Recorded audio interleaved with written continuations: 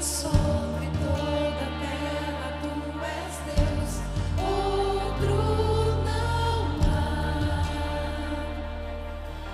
Toda a criação a ti declara que a nada se compara o teu poder.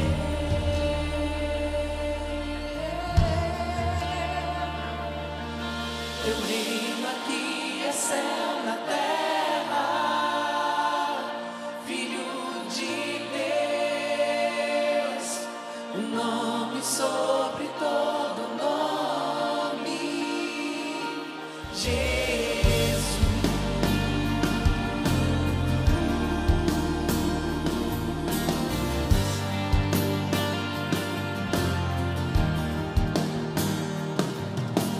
Tu dominas sobre o céu e sobre toda a terra, tu és Deus, outro não há.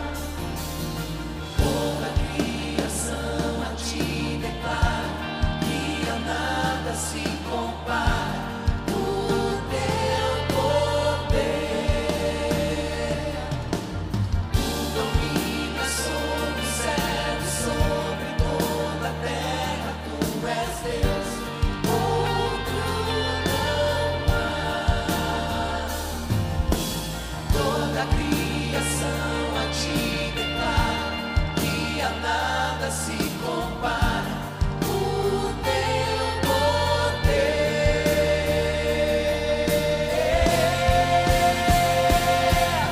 Teu reino aqui é céu na terra, Filho de Deus, o nome sobre todo nome, Jesus. Teu reino aqui é céu na terra, Filho de Deus, o nome sobre todo nome, Jesus.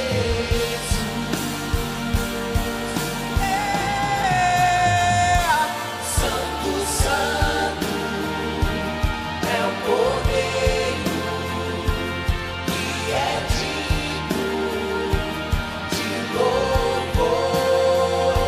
Céu na terra, declaramos o teu reino já chegou. Santo, Santo é o Cordeiro que é digno de louvor. Céu na terra, declaramos o teu reino já chegou.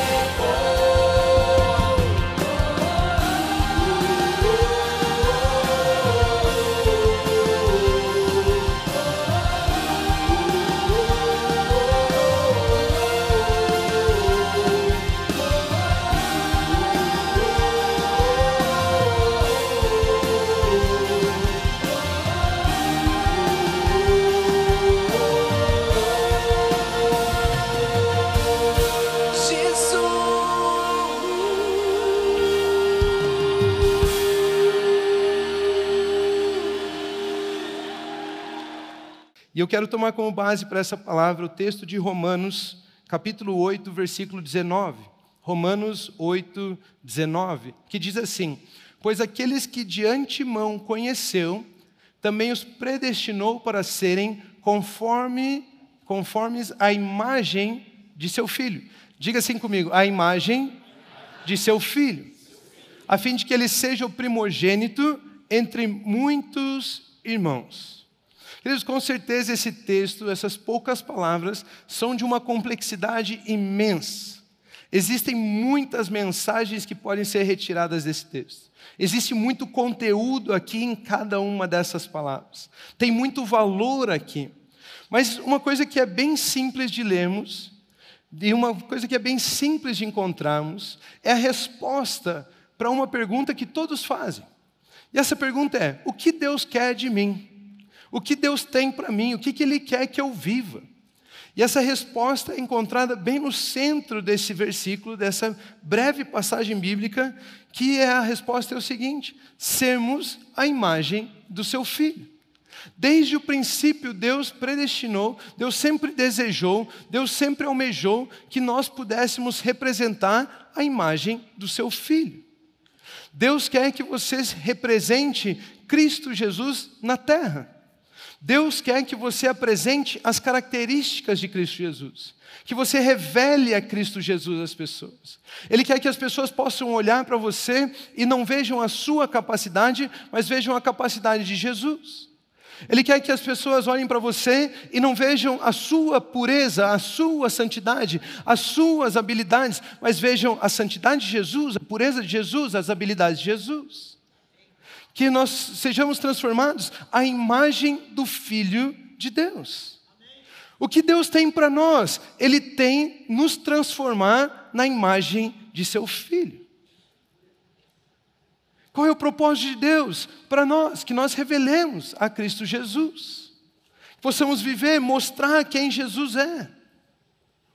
Que nós possamos deixar as pessoas saberem quem é Jesus. Que no nosso dia a dia, no nosso falar, no nosso olhar, no nosso caminhar, as pessoas vejam Jesus. É por isso que existe uma centralidade no Evangelho em Cristo. As boas novas não são boas novas sem Cristo Jesus. Evangelho significa boas novas. E não existe boas novas sem Cristo Jesus. Tudo que está fora de Cristo Jesus é uma má notícia. Basta ligar a televisão. Basta abrir o seu Instagram. Você vai encontrar infinitas más notícias. Tudo fora de Cristo. Porque só existe uma boa notícia em Cristo Jesus. Existe uma centralidade em Cristo. Quando perguntam a você qual é a sua religião, por mais que não tenhamos uma religião, mas o que nós respondemos? Nós somos um cristão. Eu sou um cristão. Eu sou um pequeno Cristo. Eu estou aqui para revelar a vida de Cristo, a vida do Filho de Deus. Eu não estou aqui para seguir religião, eu estou aqui para revelar o Filho. Eu estou aqui para apresentar as características do Filho. Eu estou aqui para ser uma bênção, assim como o Filho de Deus é. Nós não estamos em uma religião como mendigos pedintes diante de Deus, tentando tirar algo dele. Não, tudo nos foi dado, Ele nos abençoou. Ele nos amou, Ele morreu por nós, Ele nos serviu, Ele nos deu uma nova vida. E hoje nós estamos aqui, o que Deus quer de nós? Que nós possamos representar, resplandecer a imagem do Filho de Deus. A boa notícia, queridos, é que você não é mais a imagem do Adão pecador, caído, expulso do jardim. Agora você é a imagem de Cristo Jesus.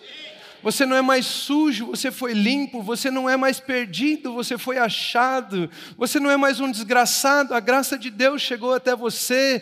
Você não é mais um impuro, você é puro. Você não é um pecador, você foi santificado em Cristo Jesus. Tudo aquilo que as trevas dizem, tudo aquilo que Satanás disse, tudo aquilo que o pecado diz a seu respeito, isso tudo não tem mais a ver com você, não tem mais ligação com você. Nós hoje somos a imagem de Cristo pela fé. Pela fé. Pastor, eu não vejo isso em mim. É pela fé. Não vivemos por vista, vivemos pela fé. Pela fé eu sou tudo que Deus diz que eu sou. Ou seja, todos aqueles que creem e recebem a Jesus Cristo, acima de tudo, acima de todas as bênçãos que podem receber, acima de todas as coisas que Deus pode fazer por você, acima de tudo, o que existe mais precioso é você ter sido transformado à imagem do Filho. Por isso, o título dessa mensagem hoje é Quem somos em Cristo? Parte 1. E eu quero trazer alguns pensamentos a respeito de o que somos, quem somos em Cristo. Quando eu falo quem somos em Cristo, eu estou falando o seguinte: em Cristo nós somos, sem Cristo não somos. Em Cristo nós somos. Sem Cristo, não somos.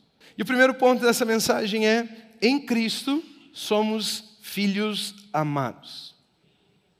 Sem Cristo, não somos. Em Cristo, somos filhos amados.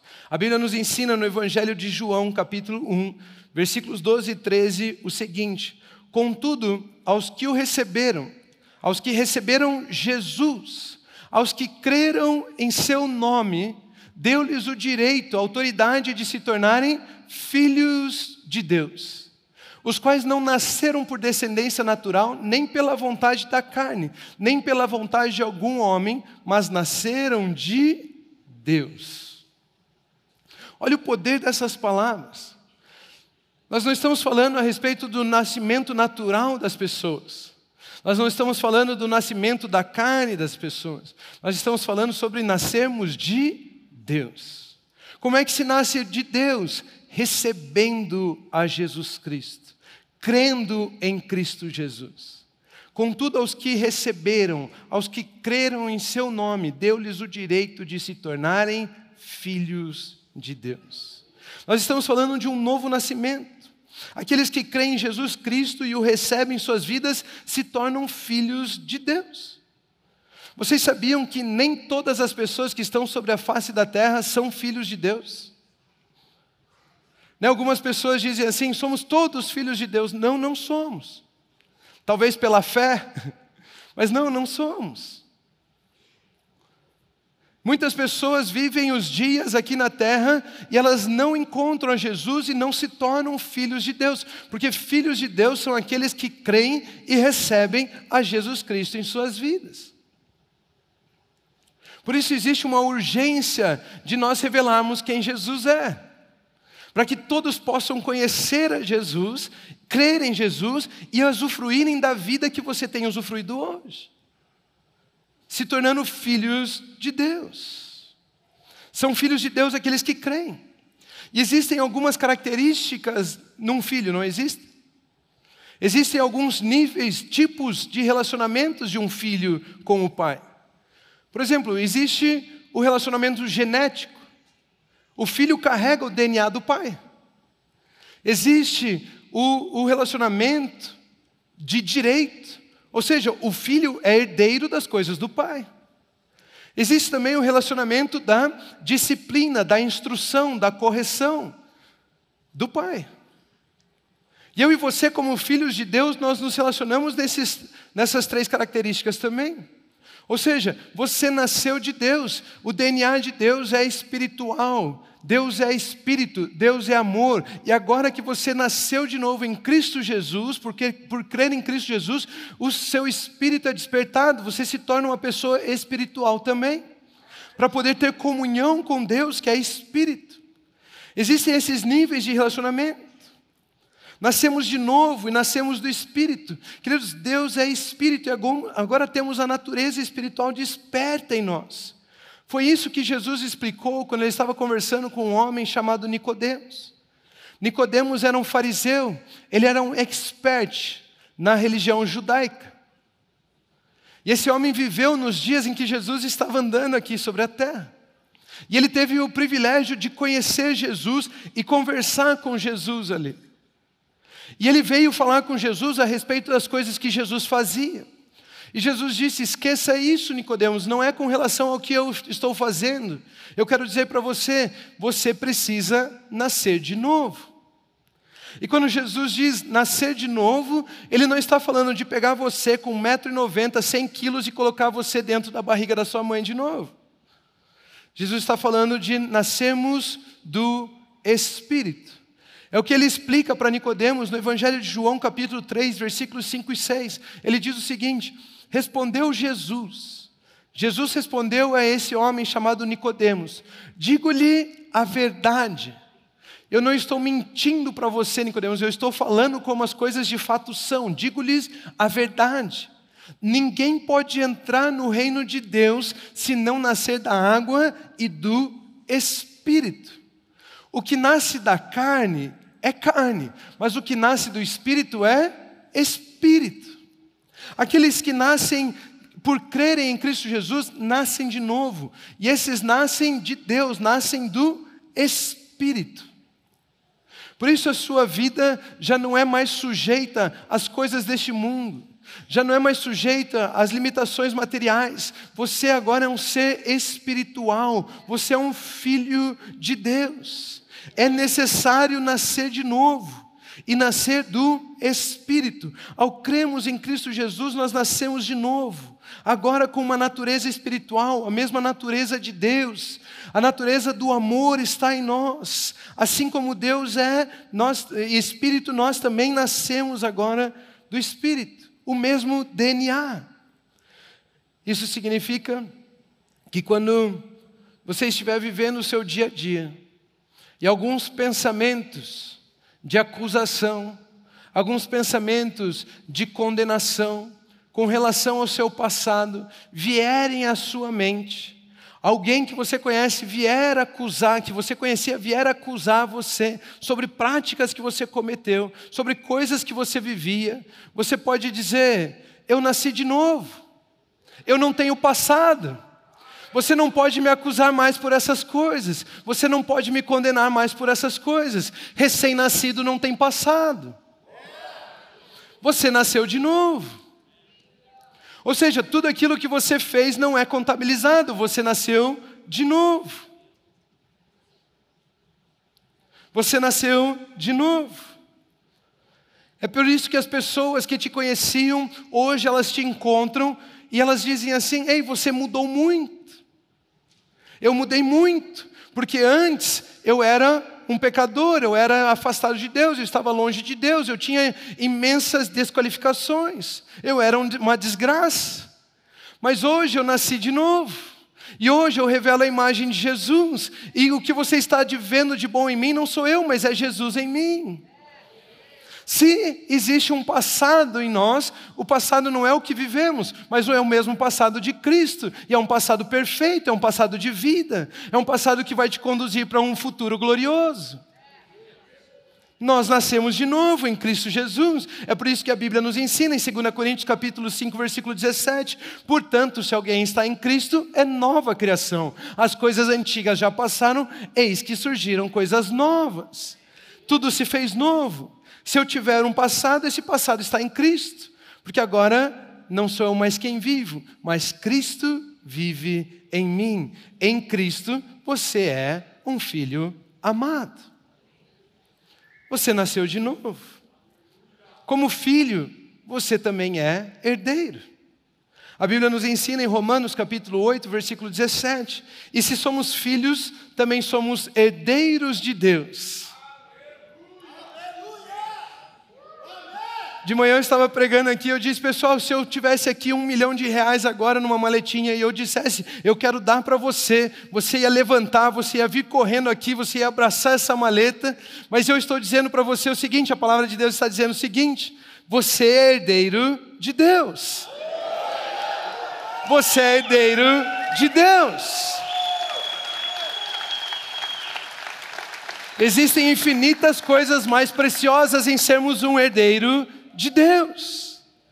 E é por isso que devemos estar alegres, é por isso que devemos regozijar, é por isso que saltamos, não porque existem coisas materiais que nós queremos e estamos atrás, mas porque a palavra diz que eu já sou herdeiro de Deus. O texto continua dizendo: e co-herdeiros com Cristo. Somos herdeiros de Deus e co-herdeiros com Cristo. Ou seja, Cristo Jesus, Ele te ama tanto, mas tanto, tanto, que Ele decidiu compartilhar a herança dEle com você. Ele era o único herdeiro de Deus, e Ele decidiu compartilhar essa herança comigo e com você. Quantas famílias, quantos irmãos, quantas pessoas não se dividem, não brigam por causa de uma herança material aqui. E Jesus está dizendo: a minha herança eu quero compartilhar com você. A minha herança eu quero que você viva também. Eu quero que você usufrua disso também. A Bíblia nos ensina que nós somos herdeiros de Deus, co-herdeiros com Cristo. E a Bíblia nos ensina que Deus fez convergir em Cristo as coisas celestiais e terrenas. Efésios capítulo 1, versículo 9 ao 11 diz: Ele nos fez conhecer o mistério da sua vontade. Ele nos fez conhecer o mistério da sua vontade, de acordo com o bom propósito que estabeleceu em Cristo. Isto é, de fazer convergir em Cristo todas as coisas, nos céus e na terra. Isto é, de fazer convergir em Cristo todas as coisas, celestiais ou terrenas, na dispensação da plenitude dos tempos. Nele fomos também escolhidos. A minha versão diz: nele também fomos feitos herdeiros. Você foi escolhido para representar a imagem de Jesus, a imagem do Filho. E se você é filho, você também é herdeiro. Somos herdeiros. Você percebe? Em Cristo Jesus, você é herdeiro. Herdeiro das coisas celestiais e das coisas terrenas. Tudo. Você está entendendo? Você não é apenas herdeiro de bênçãos espirituais, mas você também é em Cristo Jesus herdeiro do mundo. Algum tempo pastoreando jovens, e uma das orações que sempre surgem todos os anos, eles vêm e eles fazem assim: pastor, você ora, eu gostaria de fazer um intercâmbio. E a minha oração é muito simples. Eu falo: vá em paz, você é herdeiro do mundo. Não, pastor, você não está entendendo. Gente como eu não vai para fora, não viaja.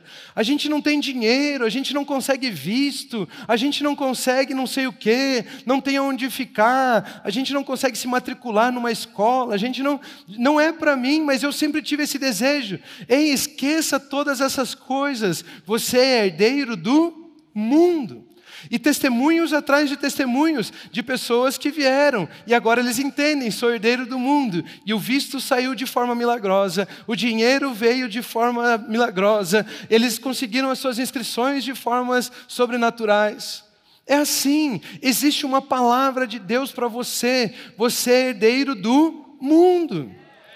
Alguns pais de família pensam: eu sempre quis levar minha família para viajar para o exterior. Ei, você é herdeiro do mundo. Esse sonho não está distante, já é seu. Ele está dizendo: nós somos herdeiros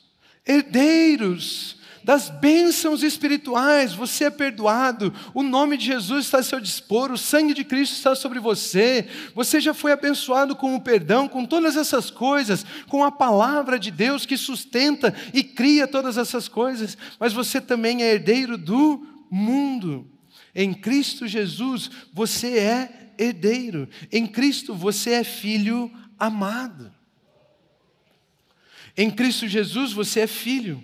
E você também é instruído, você é corrigido. Um filho é corrigido, mas um filho jamais é condenado. Um filho é disciplinado, mas um filho jamais é condenado. A correção não é uma condenação contra o filho, mas a eliminação daquilo que estava fazendo mal ao filho. Deus não disciplina para fazer mal a você. Deus disciplina para fazer mal, tirar aquilo que estava fazendo mal a você. Queridos, a vara é para a estultícia, para a loucura, para a malandragem, e não para a criança. A correção é sempre uma limpeza. A Bíblia nos ensina, em Hebreus capítulo 12, versículos 7 e 8, perseverem. Hebreus 12, 7, é para a disciplina que perseverais. Deus vos trata como filhos, pois que filho há que o pai não corrige? Me diga, quem é o pai que não corrige o filho? Quem é o pai que não disciplina o filho? Deus trata você como filho. Em Cristo você é filho, você vai ser corrigido, disciplinado. Mas se estáis sem correção, de que todos se têm tornado participantes, logo sois bastardos e não filhos. Ou seja, se ele não disciplina, se ele não cuida, se ele não orienta você, instrui você, significa que você não é filho. Porque o filho é instruído, é corrigido, é direcionado, é disciplinado. E a disciplina, a correção, não é para maltratar o filho. A disciplina é para maltratar aquilo que estava fazendo mal ao filho. Muitos dizem, não, a palavra de Deus diz que Deus é fogo consumidor. Mas Deus não é fogo consumidor para consumir você, para punir você. Deus é fogo consumidor para destruir aquilo que está punindo e maltratando você. Deus não quer destruir você. Deus está destruindo aquilo que está te destruindo. Por isso Ele é fogo consumidor. Ele é fogo consumidor para tirar as impurezas da sua vida, para purificar a sua vida. Assim como o fogo purifica o ouro. Quando você tira o ouro que é precioso, ele não vem puro, ele vem cheio de impurezas. Às vezes tem prata, tem outros minerais, tem outras coisas no meio. E o que eles fazem para purificar o ouro? Eles esquentam o ouro. Eles colocam num cadinho, num potinho, e eles colocam esse cadinho no fogo. E esse cadinho ele vai esquentando e o ouro vai derretendo. E tudo que é puro, tudo que é ouro, vai decantando, vai para o fundo. E tudo que é impureza sobe para a superfície para que possa ser retirado, limpo. O fogo então consumiu as impurezas, mas aquilo que é puro, aquilo que é precioso, permanece. Queridos, Deus é fogo consumidor para que você permaneça puro. Você é precioso para Deus. O que Ele quer tirar da sua vida são as impurezas, as coisas que estão maltratando você. Em Cristo você é precioso para Deus. Aquilo que é puro, aquilo que tem valor, permanece. Deus não fez você para destruir você. Deus fez você para que você permaneça precioso. O desejo não é destruir você, mas destruir aquilo que está te destruindo. Para que você permaneça, você é filho amado de Deus, não para condenação, mas para permanecer puro. Você é precioso para Deus. Em Cristo nós somos filhos amados. Em Cristo temos o DNA do Pai, somos herdeiros. Em Cristo somos disciplinados. Em Cristo somos filhos amados. Segundo ponto dessa mensagem, em Cristo somos puros. Em Cristo somos puros. No Evangelho de Lucas, capítulo 17, versículos 12 ao 17, encontramos a história que o pastor Samuel trouxe aqui no momento do apelo. Ao entrar num povoado, 10 leprosos dirigiram-se a ele. Ficaram a certa distância. Você percebe a quantidade de detalhes que existem nas histórias bíblicas. São coisas preciosas demais. Os leprosos avistaram Jesus, andaram na direção dele, mas ficaram a certa distância. E gritaram em alta voz. A distância era considerável se eles precisavam gritar em alta voz. Jesus, mestre, tem piedade de nós. Ao vê-los, ele disse, vão mostrar-se aos sacerdotes. Enquanto eles iam, foram purificados. Um deles, quando viu que estava curado, voltou louvando a Deus em alta voz. Prostrou-se aos pés de Jesus. Agora ele já não estava mais distante, agora ele estava aos pés de Jesus. E lhe agradeceu. Este era samaritano. Jesus perguntou, não foram purificados todos os 10? Onde estão os outros 9? Perceba que para Jesus, a lepra não era uma questão de cura, era uma questão de purificação. Eles não foram curados da lepra, eles foram purificados da lepra. Jesus, quando se refere à lepra, ele está dizendo, não foram purificados os 10? Ele não perguntou, não foram curados os 10? Por quê? Porque a lepra é um símbolo, é uma tipologia, é um tipo, é uma figura do pecado. E nós não somos curados do pecado, nós somos purificados do pecado. A lepra, assim como o pecado, vai te matando aos poucos. O leproso, ele vai escamando. De repente ele perde uma orelha, ele perde o nariz, a carne dos dedos, da mão, ele vai perdendo as partes do corpo, ele vai se escamando, ele vai morrendo aos poucos. Aquilo vai sugando ele, vai tirando, vai matando ele. Da mesma forma o pecado. O pecado é um senhor cruel, que mata aos poucos. Ele vai matando de tempo em tempo, de pouco em pouco. Primeiro ele mata os seus relacionamentos. Pai e filhos. Esposo, esposa. Relacionamentos de amizades. Depois ele mata finanças, a sua área financeira, a sua vida financeira. Depois ele toca no seu ministério, depois ele toca no seu próprio corpo, depois o pecado ele vai cobrando, ele vai matando aos poucos. Ele vai sugando, ele vai transformando tudo aquilo que você toca em podridão. Você consegue um emprego novo e você diz, agora vai. E de repente aquilo vai murchando, aquilo vai secando, aquilo vai morrendo. É o pecado. Da mesma forma que a lepra mata aos poucos, o pecado também mata aos poucos. E a lepra então fazia dessas pessoas impuras. E os impuros eram marginalizados, eram colocados em uma cidade para morrer, num vilarejo. Fica lá, morram lá, não contaminem mais ninguém. São desprezados, marginalizados, colocados de lado. Você foi afastado, você se afastou de Deus por causa do pecado. E Ele foi te matando. Mas a boa notícia é que Jesus purificou aqueles leprosos. E Ele purificou a mim e a você também. A Bíblia nos ensina em Hebreus capítulo 1, versículo 3. O Filho é o resplendor da glória de Deus. É a expressão exata do seu ser, sustentando todas as coisas por sua palavra poderosa. Depois de ter realizado a purificação dos pecados, Ele se assentou à direita da majestade nas alturas.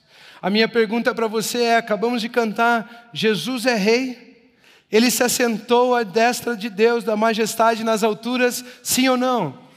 Então você foi purificado dos pecados.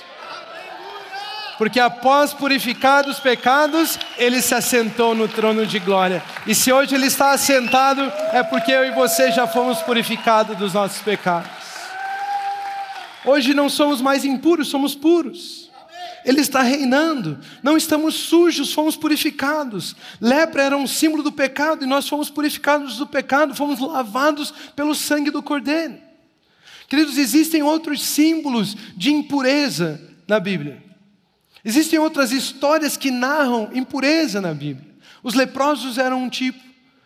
Não sei quantos de vocês são familiarizados com essa história, mas a mulher que sofria de um fluxo de sangue. Se você tocasse no sangue, você se tornava impuro. E ela sofria de fluxo de sangue. Não parava de sangrar. Ou seja, todos os dias ela era considerada impura. Se você tocasse em algo morto, você se tornava um impuro. Existem diversas formas de se tornar impuro. Mas eu quero me ater à história de um homem chamado Bartimeu. O cego Bartimeu.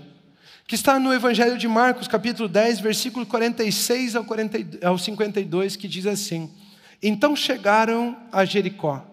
Quando Jesus e seus discípulos, juntamente com uma grande multidão, estavam saindo da cidade, o filho de Timeu, Bartimeu, que era cego, estava sentado à beira do caminho pedindo esmolas. A beira do caminho é lugar de marginalizado, é lugar de desprezado, é lugar de impuro. Quando ouviu que era Jesus de Nazaré, que estava passando, começou a gritar, de novo, aqueles que são impuros sempre se veem distante de Deus. Quando você é convencido de que você é um pecador, as pessoas dizem para você, você é um pecador, você é um miserável, você é um impuro, você sempre vai se ver afastado de Deus. E você sempre vai achar que você não pode ter um relacionamento face a face com Ele, mas o seu relacionamento tem que ser à distância. Aqueles que são considerados impuros estão sempre gritando. Os leprosos gritaram de longe, agora o cego Bartimeu estava gritando de longe. Jesus, filho de Davi, tem misericórdia de mim. Muitos o repreendiam para que ficasse quieto, mas ele gritava ainda mais, filho de Davi, tem misericórdia de mim. Jesus parou e disse, chamem-no. E chamaram o cego.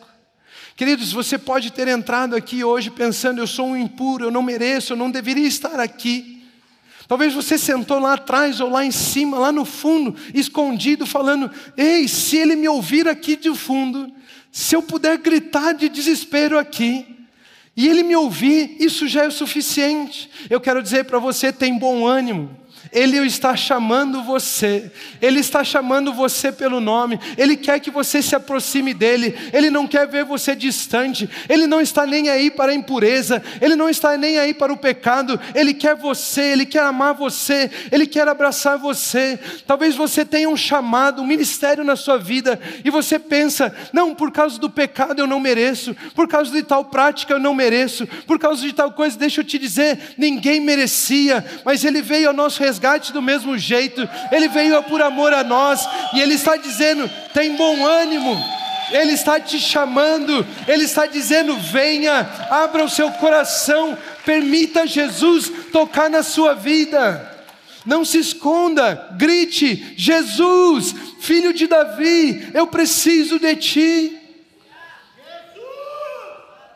deixe, tenha bom ânimo, Ele está chamando você, Ele está chamando a todos nós, para termos um relacionamento, para estarmos perto dEle.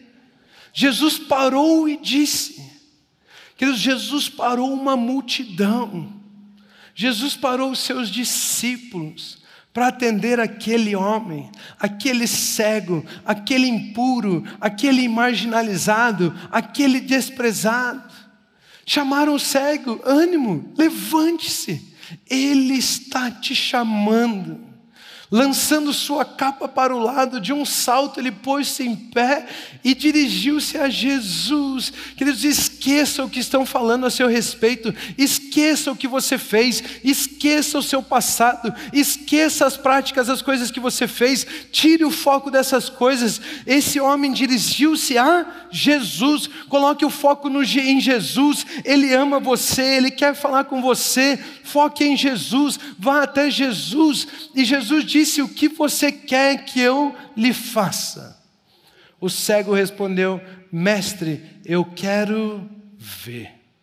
Vá, disse Jesus, a sua fé o curou. Imediatamente ele recuperou a visão e seguiu Jesus pelo caminho.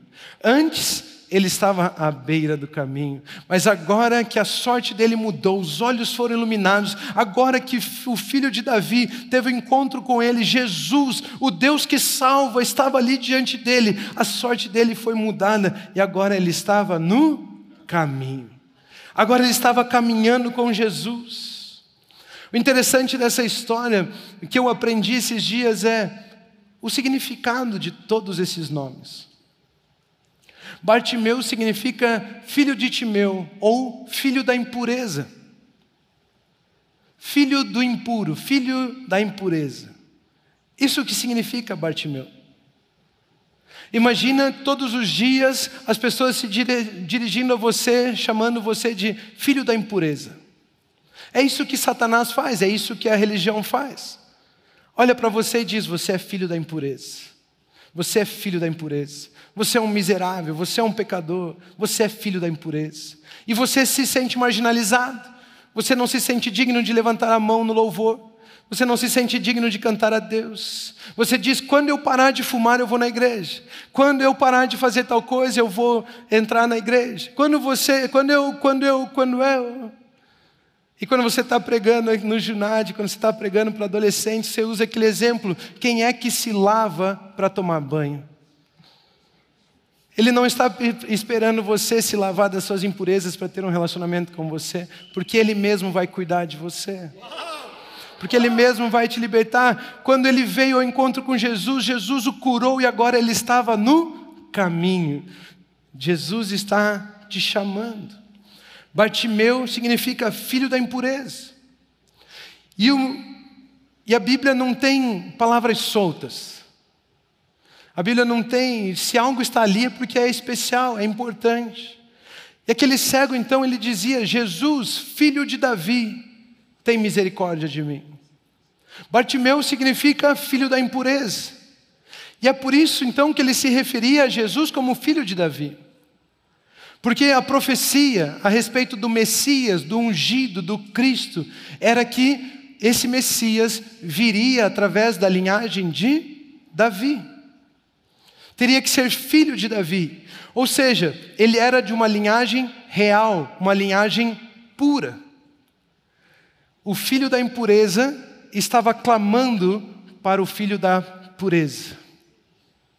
Ele estava dizendo: Jesus, filho da pureza.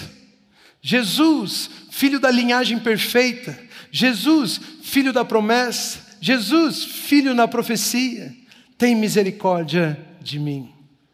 Jesus, eu sou considerado filho da impureza, mas eu sei que você é considerado filho da pureza e você pode transformar a minha sorte.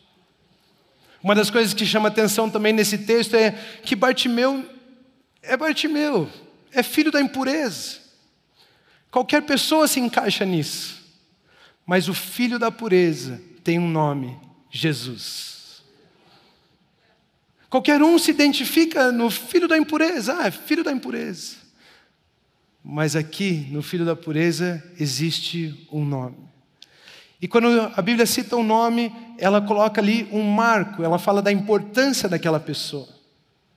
Ela fala de como o nome significa. Um nome significa que você é estabelecido.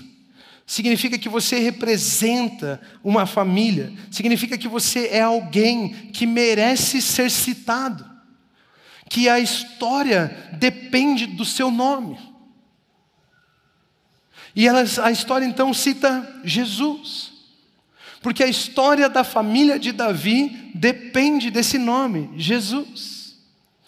Isso significa que ele não é apenas filho de, mas a história acontece também através dele. Não é, é o filho do fulano. Não, a história também acontece através daquela pessoa. Ela tem um nome.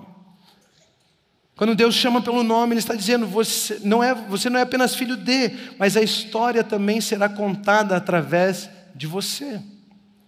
Tem um exemplo na Bíblia que eu gosto muito, que está em Gênesis capítulo 37, versículo 2, que diz assim: esta é a história da família de Jacó. Então eles vão começar a contar a história da família de Jacó, quando José tinha 17 anos. Percebe? Não tem como contar a história da família sem falar de José.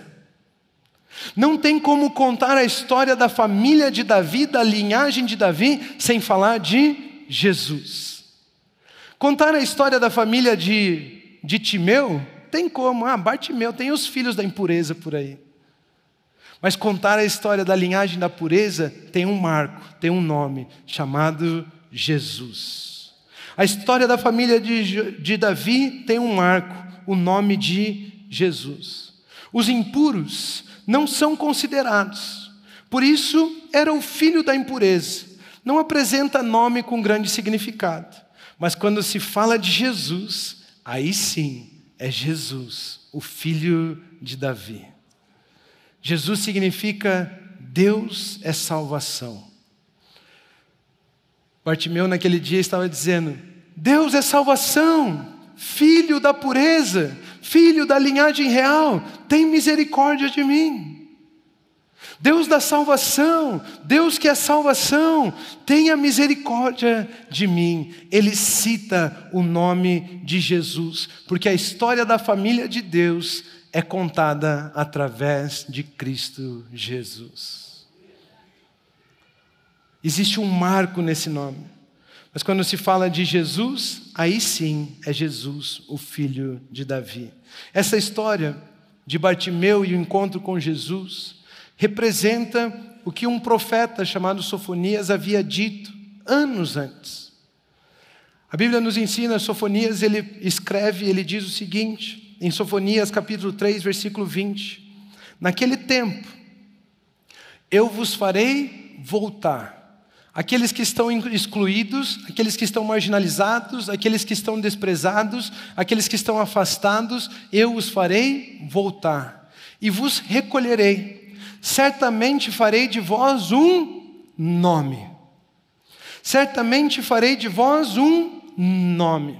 E um louvor entre todos os povos da terra, quando eu vos mudar a sorte diante dos vossos olhos, diz o Senhor.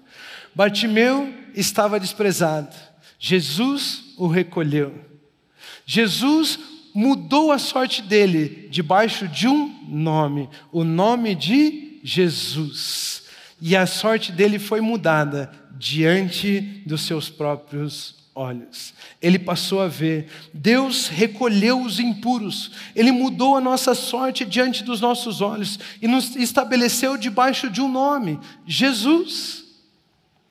Queridos, não é pelo nosso nome que vamos a Deus, não é pelo nosso nome que escrevemos história, não é pelo nosso nome que deixamos uma marca nessa terra, mas é porque estamos sujeitos ao nome de Jesus. Em Jesus, agora nós somos contados como filhos, estamos sendo contados na família de Deus. Nós somos importantes na família de Deus, e não apenas sendo contados, mas também a história é escrita através das nossas vidas, porque nós estamos debaixo de um nome. A nossa sorte foi mudada diante dos nossos olhos. Nós éramos filhos da impureza, mas Ele nos purificou de todo o pecado, nos colocou debaixo de um nome, e está dizendo: vocês foram feitos para escrever a história. Vocês foram feitos para um propósito. O cego agora estava estabelecido, ele se tornou santo, ele se tornou digno e glorificava a Deus através do nome de Jesus.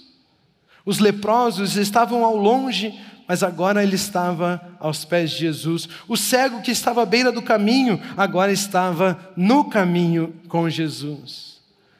Meu irmão, minha irmã, isso significa: em Cristo a sua sorte mudou.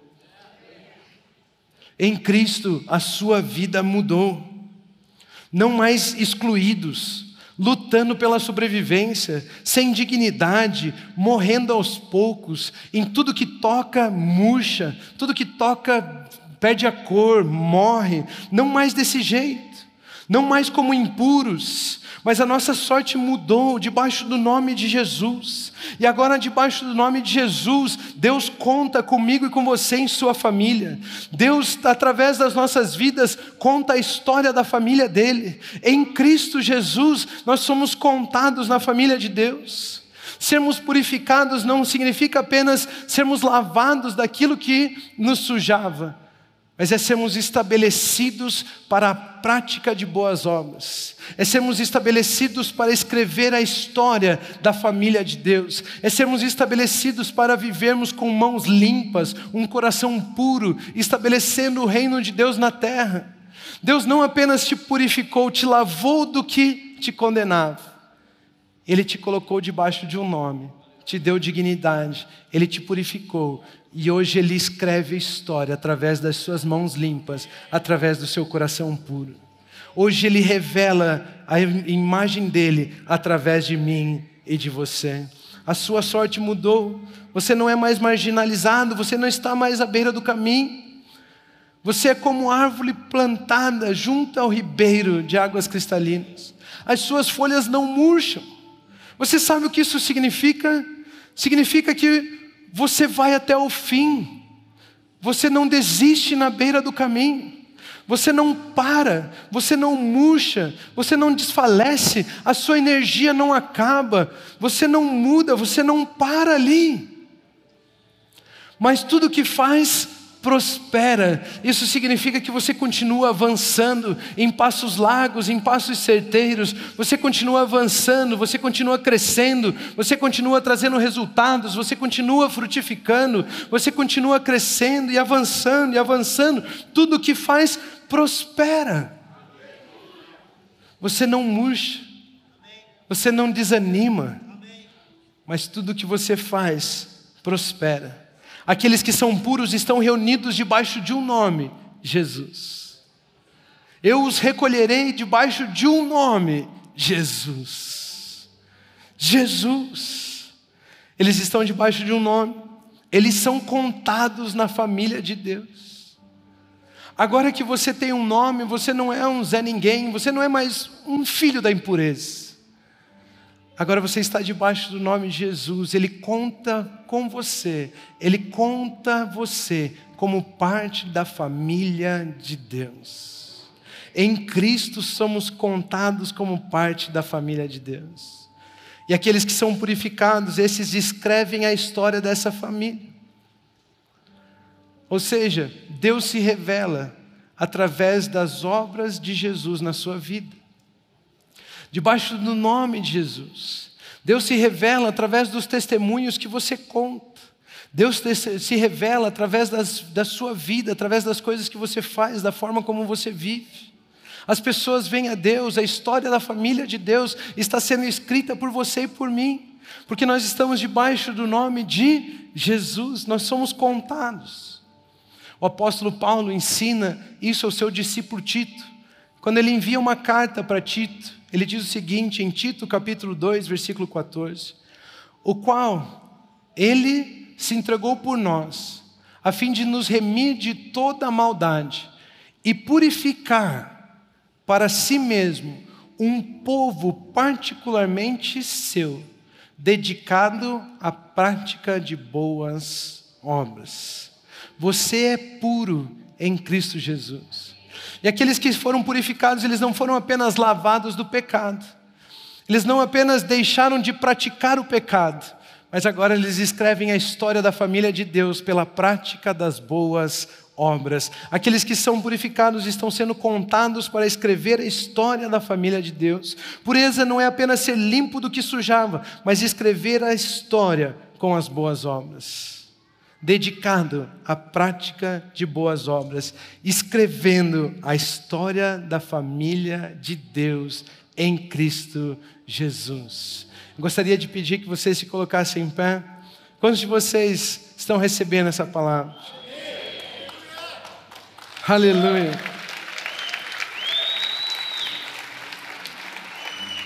Quem somos em Cristo? Somos filhos amados. Quem somos em Cristo? Somos puros. Estamos escrevendo a história da família de Deus. Quem somos em Cristo? Parte 2, na próxima vez que eu puder compartilhar a palavra com vocês. Vamos orar. Pai Celestial, nós te amamos. Nós reconhecemos a sua presença em nossas vidas. Nós sabemos que a nossa sorte mudou diante dos nossos olhos. Quando Jesus entrou na nossa história, na nossa vida. Senhor, nós te amamos. Nós sabemos que todo o nosso passado ficou para trás e hoje somos uma nova criação em Cristo Jesus. Pai, nós te amamos. Nós sabemos que foi porque o Senhor interviu na nossa história. Decidiu passar por onde nós estávamos. Decidiu enviar o seu Filho, que hoje nós temos vida, vida eterna, vida perfeita, vida que prospera, vida que avança. Hoje nós podemos dizer que a vida do Senhor está em nós. Nós somos seus filhos amados, fomos purificados de tudo aquilo que nos sujava. E nós estamos aqui para dizer, eis-nos aqui para escrever a história, revelar o seu Filho, mostrar a sua grandeza nessa terra, curar os enfermos, abrir os olhos dos cegos, expulsar os demônios, sonhos, expulsar as trevas, anunciar o ano da graça do Senhor. Pai, eu peço um toque do Seu Santo Espírito sobre cada um que está aqui, para que as escamas dos olhos caiam e eles tenham os olhos iluminados para reconhecerem quem são em Cristo Jesus e possam viver esse ano com a certeza de que são amados, de que são abençoados, de que são santos, puros, perfeitos, são filhos amados em Cristo Jesus, para que eles conheçam a sua identidade em Cristo Jesus. Eu os abençoo na entrada, na saída, eu os abençoo na cidade, no campo, eu abençoo eles com a sua palavra que diz que a sua boa mão está sobre nós. Pai, muito obrigado, nós te amamos, assim é, em o nome de Jesus, amém. Continuem abençoados.